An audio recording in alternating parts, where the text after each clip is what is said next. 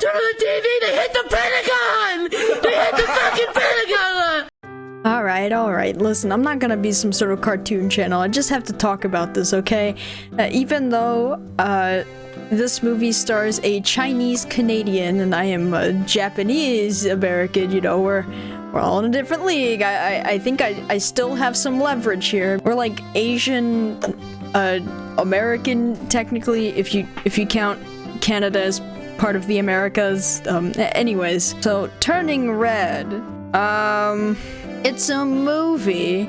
Here in the United States, people were trying to play a certain, like, angle to it, like how it's, like, the first Asian movie ever to exist in the world or something, and then they focused on, like, something about periods and whatnot instead of actual criticisms of the film. It was really weird, so I, a good little sovereign citizen, decided to watch it for myself. Now, I don't give Disney money. Oh, that sounds pretty incriminating, doesn't it? Anyways, one of my favorite things about this movie is that when the Pixar logo appears, there's like an Asian tune that plays. Might as well play right after it, right? Apparently they did this with Coco, I think, to make sure that you know you're watching a Latin American film of some sort. And I guess here the audience is too dumb to understand that this stars an Asian and this has to do with like an Asian family, and I don't know. Now, the movie's contents, it's harmless, it's kind of mindless, but like not like mindless fun or anything. It's like you're kind of sitting there and existing for a good like hour or so for most of the movie. They traffic the red panda girl in the bathrooms because that is so poorly thought over, but you know, okay, that's fine. The girls are lusting over a druggy deadbeat 17-year-old. Oh, okay. Oh, this takes place in 2002. Of course, I was a little baby when this movie took place, so I can't say anything. But sometimes when they use, like, photo shoots or anything, they treat it as if it's like, you know, the internet was kind of like how social media is today. Now, again, I didn't grow up in 2002.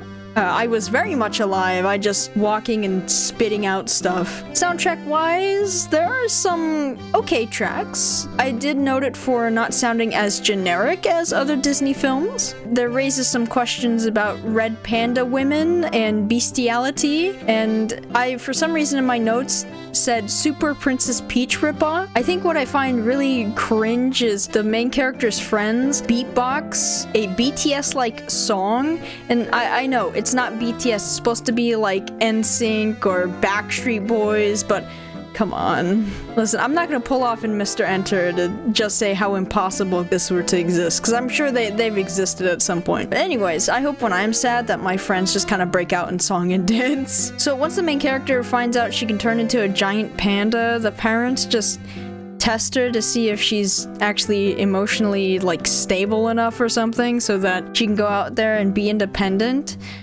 And, when they had the box of kittens, all I thought was, okay, if you really wanted to make her mad or something, make the, what is it, the dragon lion and no, it's the dragon tiger and something stew, which if you don't know, real cats are used to make it. I think a snake is used and a chicken. Yeah, you should have her eat that, but never mind. This is a Disney movie, but honestly, it would have been cool. I don't know what Disney meant by this, but the main, like, school bully is, like, the kid of a mixed race couple.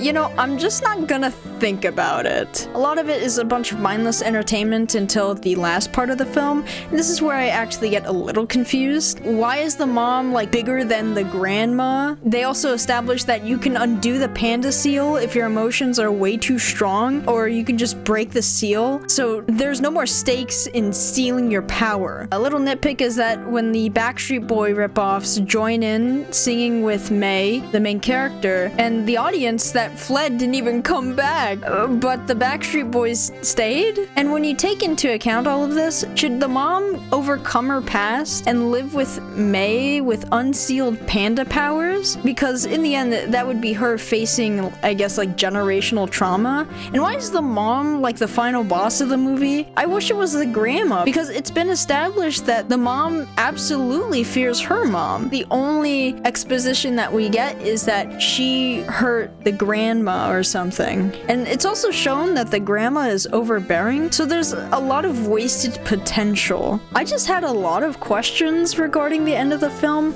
Oh, and when May asks if she's going to regret the decision to her ancestor, there's no explanation or anything. It's just like, ooh, poofy, beautiful colors and wonderful animation. I really feel like you could have probably added maybe a little bit of exposition. What this essentially boils down to is they should have just made the grandma the main villain, because they were setting it up and then they kind of didn't. Apparently the grandma hated the dad or something, and the mom ended up still getting married to the dad.